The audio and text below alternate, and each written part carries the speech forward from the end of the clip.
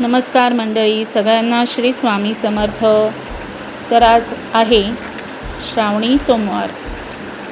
या श्रावणी सोमवारसाठी मी घरी आज बनवलेलं होतं वरण भात, छोले पुरी, खीर, तसंच टाकळ्याची भाजी. टाकळ्याची भाजी ही एक रानभाजी आहे.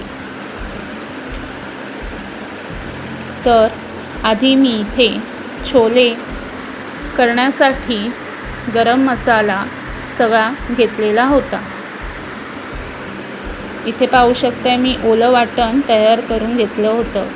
त्याच्यामध्ये आहे कांदा, टोमॅटो, मिरची, लसूण, कोथिंबीर.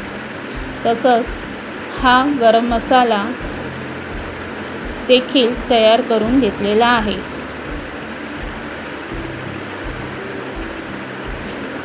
छोले मी रात्री भिजत घातलेले होते. आता हे छोले मी डायरेक्ट कुकरमध्ये शिजत घालणार आहे.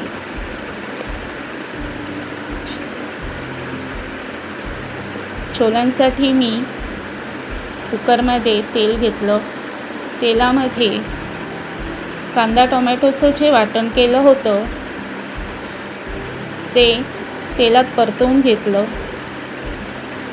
आता त्याच्यामध्ये आपण चवीनुसार तिखट, थोडीशी हळद, चवीनुसार मीठ हे सगळं टाकलेलं आहे. त्याचबरोबर जे गरम मसाल्याची पावडर आपण तयार केली होती ती देखील 2 चमचे त्याच्यात टाकून घेऊया आणि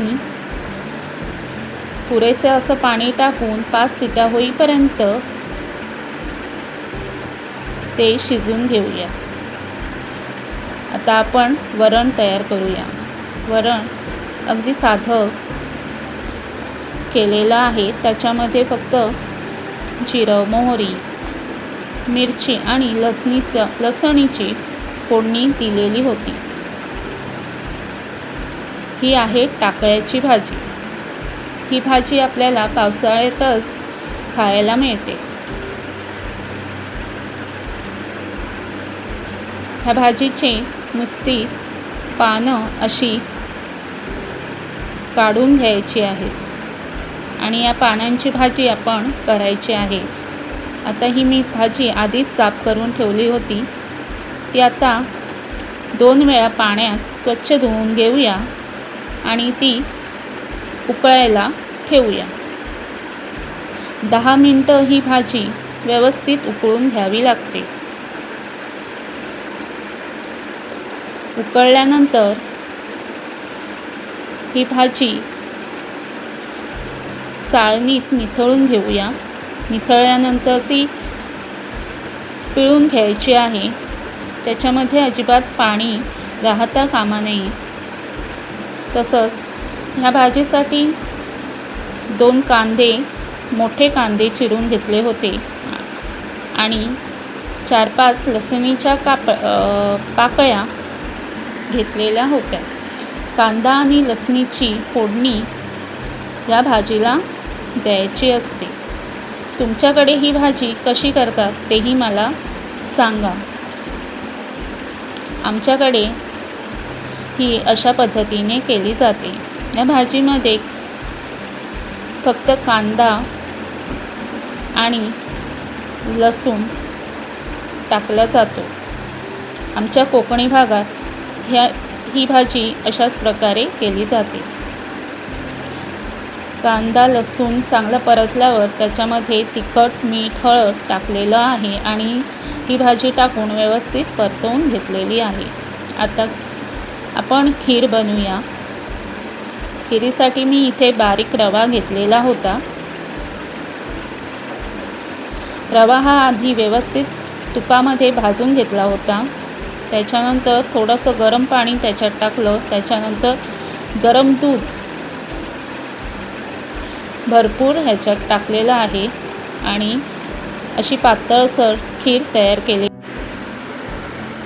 तयार केलेली आहे. या खिरीमध्ये मी काजू, बदाम तसंच ओल्या खोबऱ्याचे काही तुकडे टाकलेले होते.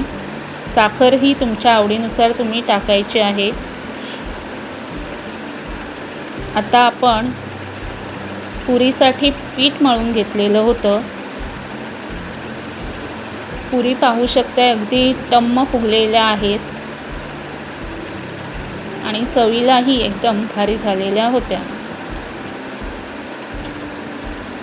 तर असं आपलं आजचं उपवासाचं जेवण तयार झालेलं आहे. आणि आता हे जेवण आपण देवाला नैवेद्य म्हणून दाखवायचं आहे आणि त्याच्यानंतर मी माझा उपवास सोडणार आहे.